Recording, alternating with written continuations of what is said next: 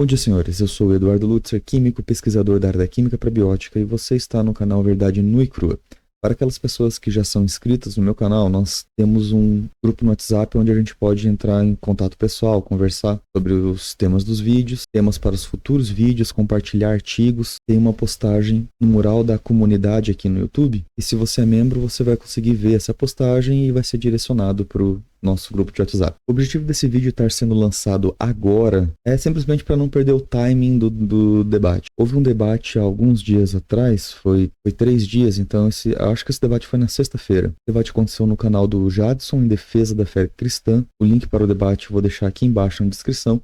Muito provavelmente a maior parte de vocês assistiram esse debate, porque é por meio de vocês que eu fico sabendo desse tipo de coisa. Eu, infelizmente, não tive tempo para assistir e provavelmente não vou ter tempo para assistir. Mas, de toda forma, no grupo me mandaram um pequeno corte e pediram para eu comentar sobre isso. É um corte de 22 segundos, que é um argumento do Francesco, um debate com o professor Luiz Eduardo, onde o Francesco alega refutar o limite de Borel. Como eu disse, eu não assisti o debate, não sei o que aconteceu antes ou depois. Eu dei uma olhada, um debate de várias horas, então acabou que eu só assisti esse trecho aqui mesmo. Eu apenas tomei cuidado de olhar na transcrição do debate se falavam mais coisas sobre Borel, então eu também vi o argumento dele sobre a lei de Borel, e a resposta foi só esse trecho aqui mesmo. Eu vou deixar o trecho aqui na íntegra para vocês acompanharem, e depois eu explico o que é o limite de Borel e qual que é o cerne dessa argumentação. Enfim, sobre limite de Borel. Você já jogou baralho? Se você já jogou baralho, isso já refuta totalmente essa ideia de limite de Borel. Que um evento... qual a probabilidade de uma sequência de baralho? É 10 na menos... Alguma coisa tipo 10 na menos 67, 68. Então já refuta essa ideia de 10 na menos 50. Então é isso. Será que o trabalho de um renomado matemático e estatístico é completamente destruído por um simples baralho de cartas? E é exatamente sobre isso que nós vamos falar hoje. Para quem não está muito por dentro do assunto, o limite de Borel ele foi introduzido na década de 40 por Émile Borel. Ele é sintetizado aqui por John Froude, mas infelizmente a qualidade da digitalização desse livro está muito ruim. Algumas páginas simplesmente aparecem completamente desconfiguradas. Eu consegui um PDF aqui só para você ter uma ideia do que está escrito, mas ela está do mesmo jeito. Fazendo um resumo bem rápido aqui, Borel afirma que, do ponto de vista humano, nada mais improvável do que 10 a menos 6 jamais acontecerá na sua vida. Da perspectiva da história terrestre, nada mais improvável do que 10 a menos 15 poderia acontecer durante todo o tempo de vida da Terra. De uma perspectiva cósmica, isso é, olhando para todo o nosso universo, ele toma em consideração a equação de Drake para calcular quantos outros planetas parecidos com nós podem existir por aí, chega a uma conclusão de 10 a 30 planetas, multiplicando por 10 a 15, que seria a perspectiva de um planeta como o nosso, ele chega na conclusão de um limite para o nosso universo, em questão de probabilidade, de 10 a menos 45. Esse 10 a menos 50, na verdade, nada mais é do que um arredondamento. É só para deixar bem garantido mesmo, que nada além de 10 a menos 50 poderia acontecer no nosso universo, que é 100 mil vezes maior do que o cálculo probabilístico. De acordo com Borel, mesmo fenômenos subatômicos, desde o início da história do nosso universo, considerando 13,8 bilhões de anos, eles não teriam passado do número de 10 a 160 fenômenos no total. Então qualquer coisa nessa magnitude já é um completo absurdo de se pensar, porque ultrapassa até mesmo as interações subatômicas. Mas isso aqui é um problemaço para o pessoal da química probiótica. O que o indivíduo afirmou aqui nada mais é que Borel é um completo ignorante em matemática e ele não sabia fazer cálculos simples. Porque o que ele está afirmando é que a probabilidade de sair qualquer carta num baralho de 52 cartas, aliás, qualquer combinação, é de 8 vezes 10 a 67. Isso significa, na lógica dele, que efetivamente, se eu fizer qualquer movimento aqui com o meu baralho, essa sequência de cartas que saiu aqui, elas são mais improváveis do que o limite de Borel. No grupo, o GC ainda me avisou que ele aprofundou esse pensamento em um comentário. Ele diz assim: a probabilidade de uma sequência de cartas após embaralhar o baralho é de 52 fatorial, ou seja, 1 sobre 8 vezes 10 a 67, que é o cálculo que a gente acabou de ver aqui. Logo, essa ideia de que um evento com probabilidade menor que 10 a menos 50 nunca acontece está refutada e ainda afirma que foi demonstrada. Esse aqui é um caso clássico de que usar uma calculadora não significa que você sabe matemática. Não entender um argumento não faz do argumento ruim, só mostra a sua incapacidade de entendê-lo. O fato de que existe 8 vezes 10 a 67 combinações diferentes para um baralho de 52 cartas, absolutamente não significa que sair uma dessas combinações é mais improvável do que o limite de Borel. Eu fiz um aplicativo aqui só para mostrar um embaralhamento de carta. Toda vez que clica em embaralhar aqui, ele simplesmente vai mudar as cartas de posição. E não importa quantas vezes eu clique, ele nunca mais vai voltar a uma posição que foi anteriormente. Mas por mais que qualquer combinação aqui seja tão improvável quanto 8 vezes 10 a 67, sair uma dessas combinações é completamente obrigatório. Uma forma de testar a argumentação é fazendo a pergunta inversa. Qual é a probabilidade de, ao embaralhar um baralho, não sair nenhuma dessas 8 vezes 10 a 67 combinações? E a resposta é 0, porque qualquer combinação que sair já está dentro desses 8 vezes 10, 67. E uma delas obrigatoriamente vai acontecer. O que significa que este evento de embaralhar e sair uma dessas combinações é um evento de probabilidade 1. Isso é 100% de chance que vai sair uma dessas combinações. É impossível acontecer algo diferente disso. O que significa que o exemplo que ele usou para refutar a lei de Borel é um exemplo de probabilidade 1, de 100%, porque um desses resultados é obrigatório. Se você quiser refutar a lei de Borel usando um baralho, você teria que prever a sequência, ou esperar que apertando embaralhar aqui infinitamente, um dia saia a sequência em ordem numérica e de naipes das cartas, como vem quando você compra o baralho. Você pode tentar fazer isso também, simplesmente pegando um baralho físico, você embaralha ele, e após embaralhar, você clica aqui no programa e compara se a sequência foi a mesma. Eu não preciso nem olhar a sequência que está contra a câmera aqui para mim para saber que a sequência não foi a mesma. Aí eu posso simplesmente tentar de novo e embaralho as cartas mais uma vez e clico no programa. Isto sim estaria tentando uma probabilidade de 1 sobre 8 vezes 10 a menos 67, o que é literalmente impossível. E é por isso que eu não preciso olhar para o baralho para saber que não está na mesma sequência que está aparecendo na tela do computador. Mas simplesmente apertar em embaralhar e esperar qualquer uma das sequências é simplesmente combinar todos os resultados, o que vai resultar na probabilidade de 100%, o que é de longe o argumento mais preguiçoso que eu já vi para tentar rebater a lei de Borel. E pronto, se eu quisesse simplesmente me concentrar nesse argumento, o vídeo acabava por aqui. Não tem por que perder tempo com um argumento tão preguiçoso assim. Mas existem maneiras honestas e mais inteligentes de tentar combater o argumento do limite de Borel. E é isso que eu quero mostrar para vocês. Então não vou me concentrar nesse argumento porque é ridículo, mas vou me concentrar num argumento de verdade. Eu li há alguns anos um artigo dessa NetNature. Não, ele não tem nenhuma ligação com a Nature, a revista, mas de qualquer jeito ele não costuma usar argumentos preguiçosos. Ele escreveu um artigo sobre isso.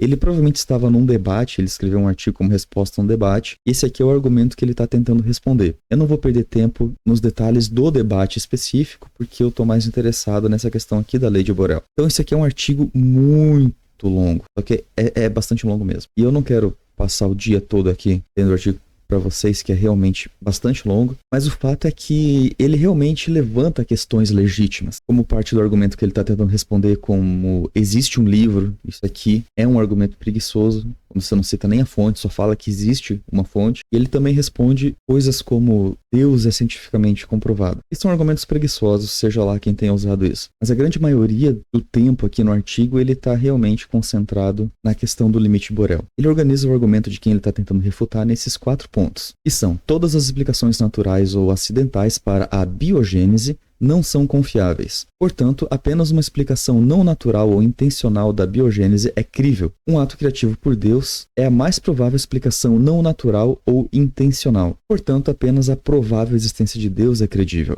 De acordo com ele, desses 4 pontos que fundamentam a argumentação que ele está tentando responder, o elo mais fraco dessa proposição é justamente o primeiro, isso é, todas as explicações naturais ocidentais para a biogênese não são confiáveis. E é aqui que ele vai tentar argumentar contra, porque ele reconhece que se a proposição A é verdadeira, o restante também é. E aí ele se concentra num longo argumento tentando justificar a probabilidade da origem da vida dentro dos limites de Borel, o que é uma forma muito mais honesta e inteligente de lidar com o assunto. E ele diz assim, qualquer coisa menos provável do que o limite de Borel, pode corretamente ser vista como impossível. Embora, aí ele vai colocar a questão da fé dele, o mais provável tenha ocorrido pelo menos uma vez no universo. Mas ele aceita o limite de Borel. E aqui nesse terceiro problema é onde ele começa realmente a argumentação. Onde ele começa assim: a primeira crítica a ser feita antes de aprofundar no tema é que os pesquisadores não presumem que uma proteína surja complexa do nada. Proteínas são frutos de um processo bioquímico de uma unidade biológica, tradução e transcrição do DNA. Isso aqui está 100% correto. Proteínas só podem vir do DNA. É claro que ele só apresentou 10% do problema. Ele não fala que DNA também só pode vir de proteína. E que precisa de todo um maquinário extraordinariamente complexo aqui no meio para fazer essa mediação de um para o outro. Mas beleza, pelo menos ele começou falando 100% verdade. O problema é o parágrafo seguinte. Ele diz assim: ele não pressupõe uma geração espontânea, mas nichos no cosmo onde um pequeno polímero autorreplicante seja precursor de um RNA autocatalítico. E aqui ele chutou o balde de vez. Muitos desses nichos existem e já foram constatados, seja na Terra ou fora dela. E aqui entra a pergunta: que polímero? Quais nichos? Porque não existe um nicho na Terra ou no cosmos que consiga gerar isso. É só ficção científica mesmo. Nem sequer um polímero gerado pela química prebiótica consegue ser minimamente lógico para fazer nada parecido com isso. Tudo que os experimentos de química prebiótica conseguem fazer são oligopeptídeos ridiculamente curtos, que não servem para nada, com sequências completamente aleatórias e, portanto, disfuncionais, desconformadas. E eu fiz aqui para você ver, só para você ter uma ideia. Isso aqui é uma proteína muito curta que eu fiz aqui aleatoriamente. Nada aqui tem um significado específico, mas é só para você ter uma ideia de como funciona uma sequência proteica. Os aminoácidos, eles devem ser ordenados por polares e apolares, ele deve ter uma conformação certa, etc e tal. Tem um monte de características que devem ser levadas aqui. E isso aqui já é uma proteína muito curta. E aqui eu fiz até uma ramificação dela. Claro, eu não coloquei 20 cores aqui para 20 aminoácidos diferentes, mas é só para você ter uma ideia mesmo. O problema é que se eu simplesmente colocar qualquer resultado da química prebiótica nesse mesmo modelo aqui, você não gera nada. Na química prebiótica você consegue, no máximo, oligopeptídeos curtos, que seria como se fosse um braço pequeno disso daqui. E esses polímeros da química prebiótica, eles são sempre e irremediavelmente compostos por apenas um ou no máximo 2 ou 3 tipos de aminoácidos diferentes, preferencialmente os 100 grupos funcionais no radical. Então, se você simplesmente troca isso aqui tudo por 3 aminoácidos que seja, isso aqui não significa nada. Isso aqui não é nada. Isso aqui é o que a gente chama na química de porcariato de qualquer coisila. A única função disso é formar um coágulo, e nunca vai ter função nenhuma. Mas espera, ele dá exemplos desses nichos. E qual exemplo que ele dá? Por exemplo, o trabalho pioneiro de Stanley Miller demonstrou aminoácidos sendo produzido de forma biótica. Perceba que essa argumentação é muito melhor do que os nossos especialistas de YouTube. E o nosso nível aqui tá assim, ó. Laboratório comprovado a partir do experimento de Miller e Urey, em que em menos de uma semana, mimetizando as condições da atmosfera primitiva, foi possível produzir ali proteínas. Olha só, menos de uma semana mimetizando as condições da atmosfera primitiva foi possível fazer proteínas, é o que eles dizem. Então por isso que eu gostei desse blog aqui, porque ele é mais pé no chão. Ele não fica inventando dados. Mais pra frente a gente vai ver que ele esconde dados, mas não inventa. Mas percebe que eles sempre voltam para o experimento de Stanley Miller, lá onde ele conseguiu produzir 2 aminoácidos proteinogênicos desejáveis que só eram possíveis ser detectados se fossem retirados inteligentemente por cold traps, porque senão aquela mistura de alcatrão lá destruía os aminoácidos. E tudo isso ainda só foi possível numa atmosfera 1000 vezes mais otimizada do que as atmosferas que hoje se entende que eram reais. E em, obviamente, vidro de borosilicato. Mas já tem um vídeo falando de Stanley Miller, inclusive reagindo a esse show de stand-up aqui. Mas o fato é que esse parágrafo é a coluna vertebral da argumentação desse artigo. Lembre-se, o que ele quer fazer é conformar os experimentos da química prebiótica dentro da probabilidade aceitável do limite de Borel. E é precisamente isso que ele vai começar a plantar na argumentação deste parágrafo. Ele diz assim, ó, se considerarmos que os blocos básicos da vida são produzidos em certas regiões do cosmos ou de certos planetas, as probabilidades mudam. Aqui ele está aludindo aminoácidos e bases nitrogenadas tendo sido encontradas em meteoritos. A questão é que nessa frase curta tem 2 erros grosseiros. Primeiro que ele diz assim, ó, os blocos básicos da vida são produzidos em certas regiões do cosmos. Mentira. Não existe lugar nenhum nesse planeta ou fora dele, dentro ou fora de um laboratório regido por químicos inteligentes, em ambientes extremamente controlados, com experimentos cuidadosamente manipulados e planejados, com muita tecnologia e experiência, que forme todos os blocos de construção da vida. Simplesmente não existe. E por todos os blocos de construção da vida, eu estou me referindo a aminoácidos, e para gerar vida você não precisa de 2 aminoácidos como no experimento Stanley Miller. Você precisa de 20 aminoácidos. Na química prebiótica, eles estão tentando se convencer que é possível fazer com 12. Nenhum resultado positivo até agora, mas eles estão tentando. Mas vamos supor que precisasse de 12. Isso nunca foi possível. Especialmente porque não basta ser simplesmente os 12 aminoácidos. Eles também precisam ser homoquirais. Mas eu não preciso nem considerar isso agora. Você também precisa de lipídios. Fosfolipídios, para ser mais exato. São ácidos graxos e glicerol. E além disso, você também precisa de nucleotídeos. Veja, você não precisa de nitrobases ou bases nitrogenadas. Você precisa de nucleotídeos. Nucleotídeos é a combinação de bases nitrogenadas, fosfato, que é o terror da química prebiótica, um dia eu vou fazer um vídeo só explicando sobre isso, e açúcares. Mas não é qualquer tipo de açúcar. É a pentose, a ribose, que é um dos resultados mais instáveis que existe dentro dos açúcares. Quando você faz uma síntese de açúcar, é impossível fazer só ribose, mesmo num laboratório extremamente controlado. Você vai fazer um monte, esse é o mais instável de todos, e em menor quantidade. O problema, e um dia eu vou fazer um vídeo sobre isso também, é que existe um monte de contradições internas, e é o motivo de por que esses building blocks, esses blocos de construção da vida, não conseguem se formar nem em laboratório com químicos inteligentes, porque eles são autocontraditórios entre si. Por exemplo, para formar nucleotídeos, e você precisa de bases nitrogenadas e açúcar, a ribose, né, que é uma pentose, você precisaria, obviamente, de nitrogênio, porque as bases são nitrogenadas. Só que o nitrogênio inibe a formação da ribose, dos açúcares em gerais, porque ele reage com os intermediários e forma um monte de outros compostos, mas não forma açúcares. E é por isso que esses experimentos começam com a ribose pronta. Geralmente esses experimentos começam com as bases nitrogenadas já acopladas com fosfato e ribose. E não contentes com serem os nucleotídeos completos, eles ainda ativam esses nucleotídeos, que é o que a gente vai ver um pouquinho mais à frente aqui. Esses mesmos açúcares também precisam de álcalis para serem catalisados. E álcalis muito específicos, só que esses mesmos álcalis, que são necessários para a formação dos açúcares, também destroem os açúcares. E não contente, ainda racemizam aminoácidos. E enfim, isso aqui é só o princípio das dores. Um dia eu vou fazer um vídeo exclusivo sobre isso. E é por isso que mesmo em laboratório você não consegue formar todos os blocos de construção. Você não consegue formar nem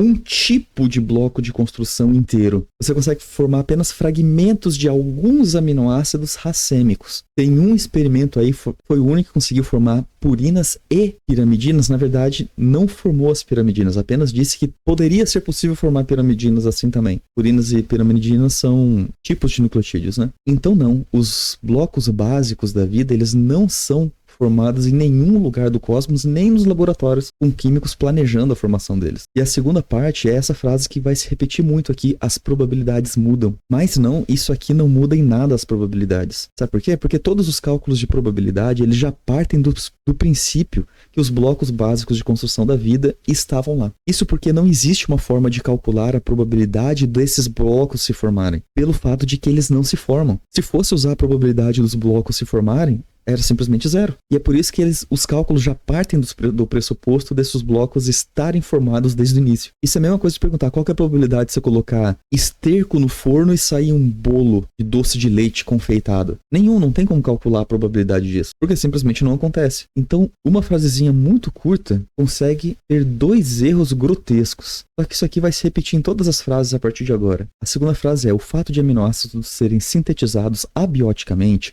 é uma evidência de que elementos essenciais à vida ocorrem no cosmos sem a necessidade de recorrer a ad hocs milagrosos. Ad hoc é uma explicação pós-evento, ok? E aqui tem um link para justificar a afirmação de que aminoácidos são sintetizados abioticamente. E se eu aperto nesse link, esse link abre o quê? O experimento de Stanley Miller. Quais são os aminoácidos que se formaram abioticamente aqui no experimento que ele está usando como justificativa? Stanley Miller diz assim, ó: glicina e alfa-alanina, como aminoácidos proteinogênicos. Isso é, o que ele estava querendo formar de fato. A alfa-alanina sendo racêmico, glicina não, porque glicina não tem viralidade. Só que também foi identificado beta-alanina. Beta-alanina, em igual proporção à alanina, por sinal, é uma mistura venenosa. Uma beta-alanina em qualquer proteína e você destruía qualquer possibilidade da origem da vida. Então isso aqui era algo que ele não queria formar, mas formou. Mas eles contam isso aqui ainda como sendo um aminoácido, porque é um aminoácido. mas é um aminoácido que não pode estar lá. Aí ele diz assim, a identificação de outros como o ácido aspartico,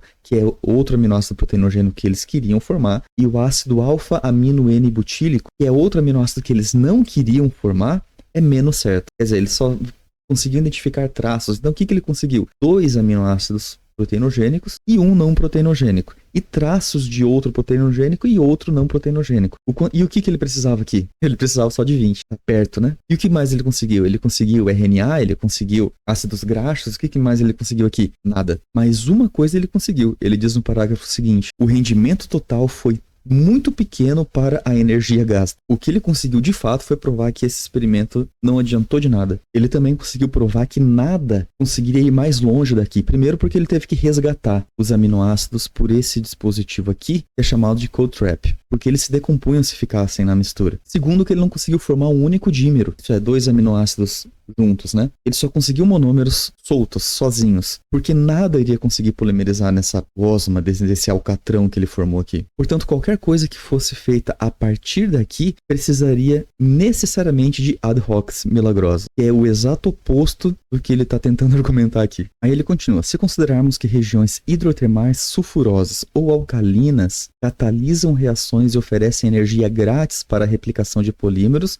novamente as probabilidades mudam. E aqui é engraçado, a partir daqui, ele cita essas 2 fontes e todas as outras fontes que ele cita nunca mais é de artigos acadêmicos. A partir daqui, ele só cita fontes do próprio blog. Por exemplo, aqui quando ele diz de regiões hidrotermais sulfurosas, leva para este link aqui. Por mais que seja um blog bem feito, isso aqui não é um artigo acadêmico, mas esse link está falando sobre um artigo acadêmico. E que artigo acadêmico é esse? Ele coloca o link do artigo aqui, e é esse link. Interessante que ele diz assim, ele diz que esse link explica sobre regiões hidrotermais sulfurosas que oferecem energia grátis para a replicação de polímeros. Mas o artigo em si não fala absolutamente nada disso. Por exemplo, não fala nada sobre enxofre, nem tem a palavra enxofre no artigo. Também não fala nada sobre vulcões, não fala nada sobre replicação, e também não fala nada sobre polimerização. E interessante que absolutamente nenhum composto citado no artigo, você pode dar uma olhada aqui, sequer possui enxofre. Tá, mas o que o artigo fala então? O artigo basicamente fala que encontraram hidrogênio molecular, e olha que interessante, não foi nem na Terra, foi em Encélados, uma lua de Saturno. E o próprio link em que ele descreve o artigo também não tem nenhuma dessas palavras. Então,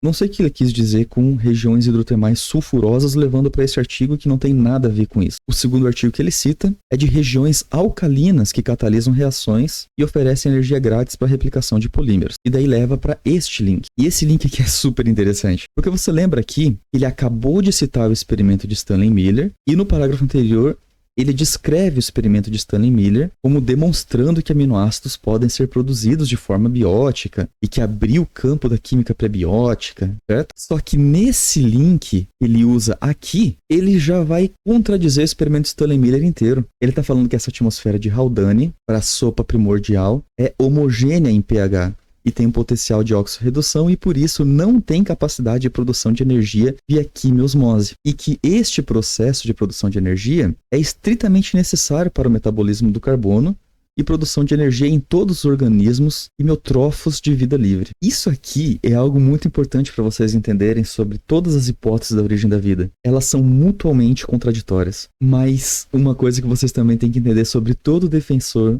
da abiogênese é que eles não estão nem aí para isso. Eles simplesmente vão unir todos os argumentos mutuamente contraditórios para formar um argumento que ele sequer entendeu, para dizer que a vida pode ter vindo dali. Mais tarde, no mesmo artigo, ele vai dizer assim, ó, não existe alternativa viável à ideia do mundo do RNA. Ou seja, certamente houve um tempo antes das proteínas do DNA, quando o RNA era a base molecular tanto da catálise quanto da replicação. Isso aqui é interessante porque é uma opinião dele que contradiz, inclusive, opinião de pesquisadores da química prebiótica. Porque existe pelo menos 3 teorias vigentes contrárias ao mundo do RNA. Eu não vou detalhar aqui, mas acho que um dia eu vou fazer um vídeo sobre isso também. Mas aqui ele simplesmente está colocando a posição particular dele como se fosse ciência, que é um método bem comum dos nossos especialistas de YouTube também. Só que o mais legal de tudo isso é que ao afirmar que não existe alternativa viável para o mundo do RNA, ele está descartando ou invalidando o próprio experimento de Stanley Miller, que não foi sobre o mundo do RNA, era uma alternativa. mas ele diz que não é válida porque não tem capacidade de produção. Energia veio via quimiosmose, que a gente acabou de ler ali em cima. E mais tarde ele ainda fala assim: a ausência de evidências geoquímicas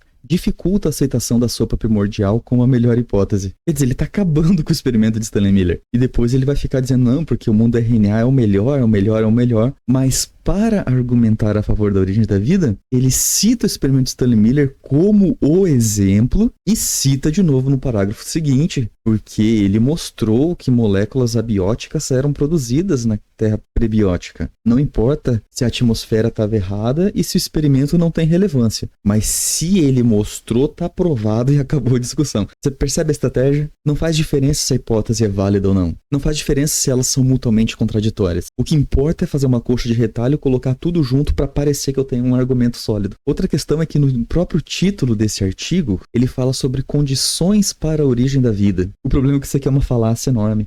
Não existe condições para a origem da vida. Se existisse, era só colocar essas condições num tubo de ensaio, ou 10, ou 20, ou 1000 tubos de ensaio, se for, tem 1000 condições diferentes, e você vai transportando o resultado de um tubo de ensaio para o outro, e não, você tinha vida. Só que isso não acontece porque não existem condições para a origem da vida. Existe pelo menos 4 macropassos. Alguns dividem em 6, mas tem pelo menos 4 macropassos para a origem da vida. Que seria de micromoléculas para building blocks, os blocos de construção fundamental da vida, dos building blocks para os polímeros, dos polímeros para os metabolismos, e aqui eles ainda colocam, eles subdividem com copossomas, com as espécies, mas o passo é esse, de polímeros para metabolismos, e depois do metabolismo para a protocélula, ou a célula, ou como quiser chamar. E cada um desses passos exige condições completamente diferentes, e dentro de cada passo exige centenas de condições completamente diferentes, e várias dessas condições são autocontraditórias entre si mesmas e entre os passos anteriores. E é por isso que não existe condição para a origem da vida. Existem condições específicas para formar cada micropasso, mas não existe nem condições para formar um único macropasso. Se alguém souber as condições para gerar a origem da vida, por favor me fala, isso resolve meu doutorado de uma vez por todas. Eu coloco lá e já saio da universidade com um doutorado e um prêmio Nobel. E sério, já ofereci isso uma vez, ofereço de novo, eu dou minha casa, meu carro, minha moto, para quem me falar quais são essas condições, onde eu saio de micromoléculas, gases, nas condições que você quiser e chego numa célula, ou numa protocélula. E é só me falar, eu faço todos os experimentos do meu bolso. E assim que eu tiver resultado, eu pago o prêmio sem titubear. Isso aqui não é uma proposta hidrúxula, onde eu sou o carrasco executor, você tem que me convencer de algo. É só me falar e eu testo. E tô falando sério, o vídeo tá aqui para deixar confirmado para sempre o desafio aí pros nossos especialistas de YouTube. Serve para qualquer um, no mundo todo. E para facilitar, eu ainda faço melhor. De um macropasso para outro. Se conseguir fazer essa transição, pronto, para mim tá resolvido. Não precisa nem formar a célula no final. Mas simplesmente não dá. Porque quem fala esse tipo de coisa não entende nada de química prebiótica. A argumentação dele continua, ele vai usar mais 4 argumentos aqui, eu vou tentar passar mais rápido para não gastar tanto tempo. E de novo, ele sempre termina dizendo assim, ó, as probabilidades mudam. Ele continua, se levarmos em consideração o fato de que nucleobases são sintetizadas no espaço ou que fases eutéticas que permitem a polimerização, as probabilidades mudam. Aí de novo cita nucleobases sintetizadas no espaço. Eu já tenho um vídeo falando sobre isso, naqueles reacts do debate do Eberlin e o João contra o Hércules e o Antônio, porque mesmo que eles tivessem encontrado nucleotídeos formados no espaço, nucleotídeos são inertes, eles não fazem nada. Eles são tão eficazes para fazer qualquer coisa relacionada à vida, quanto um tijolo no meio da rua é eficaz para construir uma casa. Mas o que eles encontraram no espaço não foi nenhum nucleotídeo. Eles encontraram pequeníssimas concentrações de bases nitrogenadas. O que é pior, bases nitrogenadas são tão eficazes para fazer qualquer coisa em relação à origem da vida, quanto terra é eficaz para construir uma casa. Simplesmente não tem uma relação uma coisa com a outra. Agora, a segunda parte desse argumento aqui é um pouquinho mais elaborada. Ele vai falar de fases eutéticas. E, de novo, levar para uma página do blog dele. Ele nunca mais cita um artigo científico. Isso aqui é um ramo de pesquisa dentro da química prebiótica focado na panspermia. Basicamente, vou resumir a argumentação dos artigos que ele cita aqui. De novo, ele não coloca link para nenhum artigo, ele simplesmente vai fazer uma revisão aqui citando vários artigos. E basicamente o resumo, ele dá umas escorregadas na informação aqui, mas o resumo é o seguinte: quando a água está passando do estado sólido para o líquido ou do líquido para o sólido, essa transição é chamada de fase eutética. Tem até um gráfico aqui, ó. E essa parte aqui, ó, isso aqui é a fase eutética. Quando isso está acontecendo, a água expulsa os solutos para que ela possa se solidificar. E os solutos ficam concentrados em pequenos cristais de gelo. Esses cristais, como os solutos estão concentrados nele, eles se tornam muito mais propícios a acontecer reações ali dentro por causa da concentração dos solutos, já que a água está congelada e não vai mais participar dessas reações. O que ajuda inclusive a reação de polimerização, porque ela não pode acontecer em presença de água. E nos experimentos que eles fizeram, eles conseguem polimerizar sequências ridiculamente curtas de RNA dentro desses cristais. O problema é que só nessa explicação já deu para perceber que não existe mais fontes hidrotermais que ele acabou de citar, não é? Ele acabou de falar de fontes hidrotermais no argumento anterior, mas aqui elas já não podem mais acontecer, porque fontes hidrotermais são extremamente quentes, elas não vão congelar. Isso aqui também não pode acontecer no mar,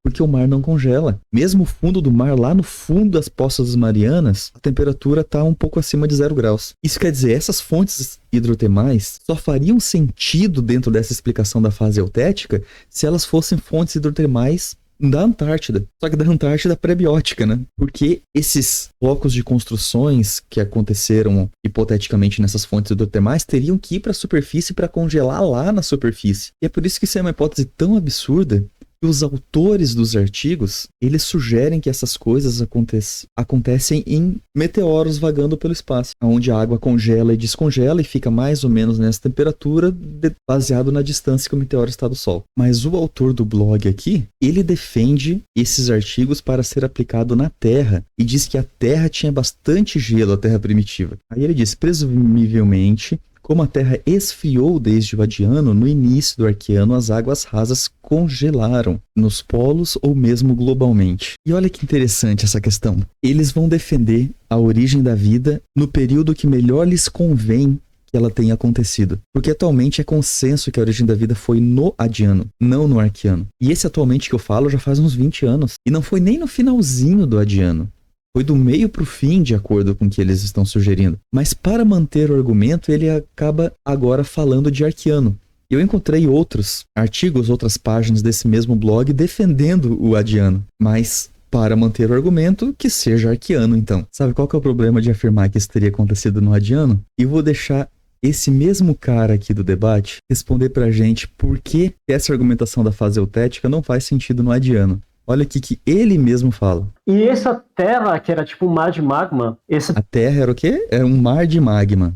Primeira atmosfera, ele tinha vapor de sílica, porque era tão quente que tinha até vapor de sílica, tá? Vapor de sílica. Se eu coloco aqui no Google, ó, ponto de ebulição da sílica. Aqui tá falando do dióxido de silício, 2.000 graus. Ainda assim é bastante, mas o silício em si é bem mais. Aqui ó, 3.000 graus. Como é que a água ia congelar nesse estado? Eu não sei se ficou bem claro, mas a fase eutética ela precisa estar muito próximo ali do 0 graus para ficar nesse estado de transição entre o sólido e o líquido. Muito mais baixo do que isso, não teria cristais de gelo. Muito mais alto do que isso, não tem gelo. E ele mesmo continua dizendo como que estava a água nesse estado do Adiano. E era tão quente que a água ele era dissociada em hidrogênio e oxigênio. Como é que uma água dissociada em hidrogênio e oxigênio iria congelar? Para a fase eutética concentrar os solutos e polimerizar qualquer coisa ali dentro dos cristais de gelo. E é por isso que ele não pode assumir que tenha sido no Adiano e precisa agora jogar para o Arqueano simplesmente porque convém, mesmo que isso vá contra todo o consenso dos próprios evolucionistas atualmente. Mas acabou por aí o problema daqui? Nada. Os artigos mencionam que essa questão aqui da fase eutética só tem 2 catalisadores bons para isso acontecer,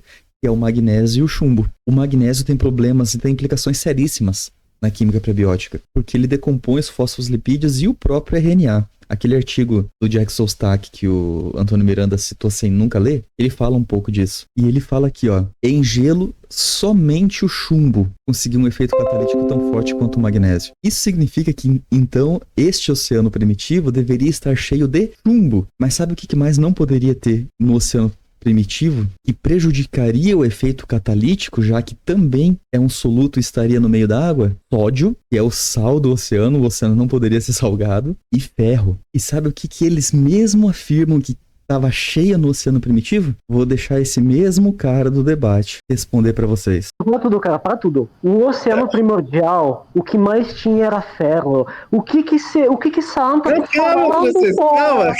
Se o que mais tinha era ferro, de onde veio essa concentração de chumbo enorme, que não poderia ser misturado com outra coisa para fazer essa catálise em fase altética? Percebe que não precisa fazer sentido, né? Só precisa jogar argumento. Tá bom, mas vamos fazer de conta que esses problemas não existem. O que eles conseguiram com esses experimentos de fase altética? O artigo aqui nem fala, mas os artigos que ele cita dizem que eles conseguiram uma enormidade de 36 nucleotídeos em um polímero de RNA. Eles só precisam de 180 ou 200 para fazer uma ribosima. 36 tá bom, né? Mas o pior é que esse 36 só foi possível identificar uma calibração muito precisa do espectrômetro, porque 66% dos polímeros ficaram com menos de 5 nucleotídeos. 96% ficaram com menos de 10. Apenas 0,001% ficaram acima de 20, e 36 foi completamente irrisório. Mas mesmo considerando que tudo que fosse produzido ali foi com 36 nucleotídeos só conseguem codificar 12 miseráveis aminoácidos. Isso não dá um braço curto de uma proteína. E para piorar, esses 36 nucleotídeos polimerizados eram completamente randômicos, inertes, e isso porque eles já começavam homoquirais. Mas o grande problema aqui, e esse aqui é o pior de todos, a polimerização não acontecia com nucleotídeos. Eles precisavam necessariamente de monorribonucleotídeos fosfoimidazol.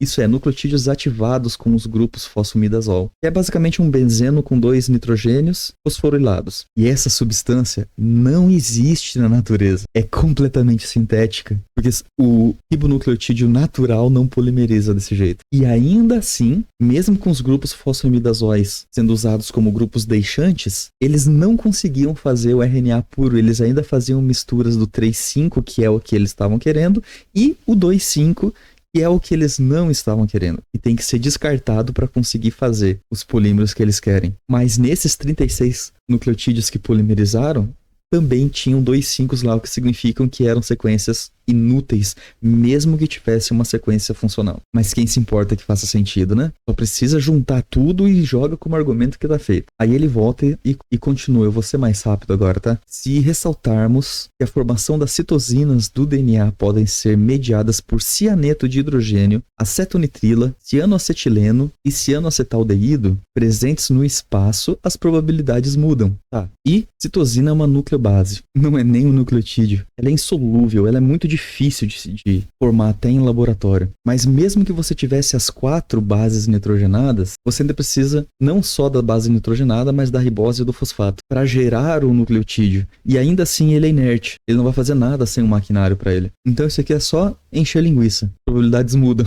Tá bom. Se levarmos em conta que o conjunto de processos bioquímicos cruciais para a vida celular na Terra poderia ter se originado em reações químicas ocorrendo no início da Terra há 4 bilhões de anos, as probabilidades mudam. Aqui ele falou, não falou nada. Quando a gente olha no link para outra página do blog dele, ele está comentando um artigo que encontrou um catalisador e realiza 24 reações químicas. 2 dessas 24 reações químicas estão presentes no ciclo de Krebs. Então eles dizem que isso é um precursor para a via metabólica do ciclo de Krebs. É isso. E isso prova que o ciclo de Krebs pode acontecer espontaneamente. É sério isso? E por fim ele argumenta que se considerarmos que a argila e a pirita podem ser elementos que permitem a polimerização, as probabilidades mudam. Esse aqui é um processo muito semelhante à questão da fase eutética ali em cima, só que usa um mineral ao invés de gelo. Também precisam de nucleotídeos superativados, criados sinteticamente em laboratório controlado, para fazer reações ridiculamente pequenas, porque os nucleotídeos de verdade não fazem nem isso. Muito bom. E depois, muitas outras possibilidades foram sendo descobertas nos últimos 15 anos. Essa aqui é a coluna vertebral do artigo dele. Baseado nisso aqui, ele argumenta que as probabilidades caem para baixo do limite de Borel. E a partir daqui ele vai discorrer extensamente a favor da equação de Lee-Cronin, que é uma reformulação da equação de Drake para encontrar vida inteligente no universo. Ele reformula para dizer a probabilidade da vida surgir no universo. E é interessante porque ele diz assim, ó, a equação não pressupõe que um conjunto específico de blocos fundamentais para a vida sejam necessários. Portanto, não há somente um modo ou um polímero que possa inaugurar a vida. E isso muda completamente a estatística. Então, basicamente, o que ele está dizendo é: qualquer coisa serve. Nós somos formados por esses 3 blocos de construção fundamentais, mas não quer dizer que existam só eles. Podem existir qualquer outra coisa. Então, simplesmente de ter matéria orgânica está contando como válido aqui nessa equação. Porque tudo pode ser bloco fundamental, inclusive o silício. Quer dizer, isso aqui calcula a probabilidade assim astronomicamente para dar mais chance da vida surgir, né? E como se não bastasse, o valor final da probabilidade, que seria a probabilidade da vida se acumular nesses blocos de construção, ele diz assim: esse valor é mais obscuro. E depois vai dizer o que acontece se ele for muito baixo ou muito grande. Enfim, este valor da probabilidade que a vida se acumule nesses blocos de construção é um chute. E ele diz assim: ó, os humanos ainda não criaram vida em laboratório, mesmo que os cientistas tenham usado todos os ingredientes certos em laboratórios altamente equipados com toda a tecnologia, inteligência e design. Mas, e aqui que vai entrar a parte final do apelo argumentativo dele. Um laboratório em todo o planeta aumentaria a chance dos eventos criadores de vida. E a partir daqui, a estratégia dele é usar a falácia do fatiamento do salame, de modo invertido, né? Que basicamente nós só conseguimos ver uma fração muito pequena do que acontece no universo. Mas que o tempo profundo, obviamente, de bilhões de anos e trilhões de planetas ao redor do universo todo, aumentaria essa probabilidade. Ele diz assim: podemos ter que esperar 1 mês ou 100 milhões de anos para que ela ocorra dentro de um tubo de ensaio. Mas se considerarmos em uma escala planetária, pode ser que haja trilhões de tubos de ensaio, ou provavelmente mais do que isso, em que a vida possa estar sendo preparada em vários lugares no universo inteiro. E ainda cogita a ideia de planetas estarem trocando materiais, sim, porque eles são muito inteligentes, eles enviam amostra um para o outro por correio para ficar fazendo testes conjugados, né? E é claro, não poderia faltar a boa e velha falácia do Deus das lacunas do darwinismo. O fato de algo não ser provado não significa que seja falso, e uma hipótese que ainda não pode ser testada sequer pode nos dar o direito de dizer que falhou. E é aqui que o darwinismo sobrevive. Eu consigo testar que um animal não muda o seu tipo, não importa quantas gerações passem. Lenski já está com mais de 1 milhão de gerações de bactérias Escherichia coli, e eles continuam sendo Escherichia coli. Não mudaram nem o tipo de bactéria. A melhor evolução que eles tiveram foi perder uma capacidade e ser extinto 1500 gerações depois. Mas é aqui que ela sobrevive. O fato de algo não ser provado não significa que seja falso, e uma hipótese que ainda não pode ser testada sequer pode dar o direito que falhou. Porque se eu testei 1 milhão de gerações e ela não evoluiu, é porque eu não testei 10 milhões de gerações. E se eu chegar a 10 milhões de gerações, é porque eu não testei 100 milhões de gerações. Vale ressaltar que do ser humano para o chimpanzé, tem apenas 200 mil gerações aí no meio, né? Mas 1 milhão numa bactéria que evolui muito mais rápido que a gente não foi suficiente. Só que o problema é que essa falácia do fatiamento do salame, ela só serve para enganar quem não entende absolutamente nada sobre isso. A química não funciona assim, por sorte. Repetir uma rota errada 1000, 10.000, infinitas vezes, nunca vai produzir um resultado certo. Um único tubo de ensaio com uma rota correta é infinitamente superior a infinitos tubos de ensaio com uma rota errada. Por isso, ter 300 trilhões de tubos de ensaio em 300 trilhões de planetas diferentes não vão aumentar 1% a chance da vida surgir, porque a rota não funciona. Então não importa quantos nichos existem na Terra, no universo, ou até no multiverso que você quiser. Como diz aquela frase atribuída a Albert Einstein, insanidade é fazer a mesma coisa esperando ter resultados diferentes. E repetir a mesma rota que não funciona para a origem da vida 1 bilhão de vezes e esperar ter um resultado diferente é apenas uma insanidade infinita. E eu já cansei de gravar aqui, na verdade o artigo ainda vai longe. Vou deixar o artigo na descrição para quem quiser e tiver paciência para ler depois. Basicamente o que ele vai argumentar para o final é que cada parte do salame aumenta as probabilidades da parte seguinte, que francamente não faz nenhum sentido, mas é um argumento muito comum na química prebiótica. Isso só faria sentido se a natureza tivesse uma forma de controle de qualidade. Ela vai descartando todas as rotas que vai dando errado e não repetem mais essas rotas. E quando encontra uma rota que dá certo, ela diz, não, é essa rota aqui e todas as outras nunca mais vou tentar fazer. Só que isso é um experimento guiado, a natureza não vai fazer isso. Para química, qualquer rota termodinamicamente favorável é tão provável quanto qualquer outra rota termodinamicamente favorável. Isso significa que a chance de uma proteína minúscula de 100 aminoácidos se formar considerando unicamente a quiralidade, isso é, sem considerar sequência residual, sem considerar sequência hidropática, sem considerar conformação, sem considerar tudo o resto, apenas a quiralidade para 100 aminoácidos é 2 elevado a 100, é igual a 1,26 vezes 10 a 30. Isso aqui é muito além, mas muito além do número de Avogadro. Se todos os átomos de carbono da Terra estivessem unidos em aminoácidos, em média um aminoácido tem 8 carbonos, e que esses aminoácidos estivessem agrupados de 100 em 100, dividido pelo número de Avogadro, nós teríamos um total de 7,3 vezes 10 a 17 proteínas de 100 aminoácidos no planeta. Vezes, considerando aí 12 quilos de massa molar, nós teríamos 8,8 vezes 10 a 18 quilos de proteínas no planeta.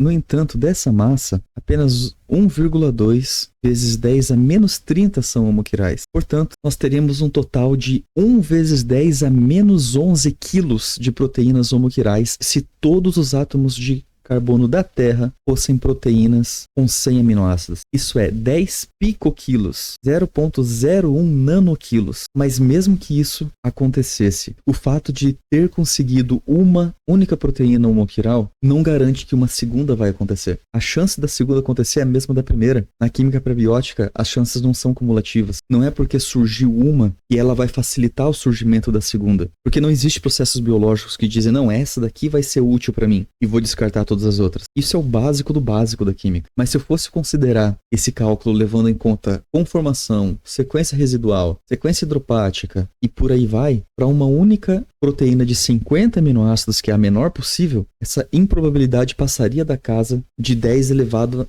a menos 400. Não tem nem como expressar esse número. Isso ultrapassa os limites da insanidade. Eu mostrei esse artigo aqui para vocês, só para vocês verem que existem jeitos mais inteligentes de argumentar contra o limite de Borel do que negar toda a lógica e a estatística como foi feito aqui. Aqui, pelo menos, considera a lógica e a estatística, mesmo que para isso tenha que usar os argumentos básicos da química prebiótica, que é juntar tudo, independente de ser incoerente, de um refutar o outro e dizer que isso é um bom argumento. Eu espero que tenha ficado claro, eu acho que ficou um pouco longo, um pouco mais do que eu previ que ficaria, mas é que esse artigo aqui é realmente muito longo. Esse é o modus operandi dos nossos especialistas de YouTube, e como o público deles não tem um nível muito alto, eles não precisam se preocupar em falar coisas corretas ou não, porque simplesmente não será conferido. Espero que essa pequena análise tenha sido útil para vocês, tenha ajudado de alguma forma. Deus abençoe a todos e até mais.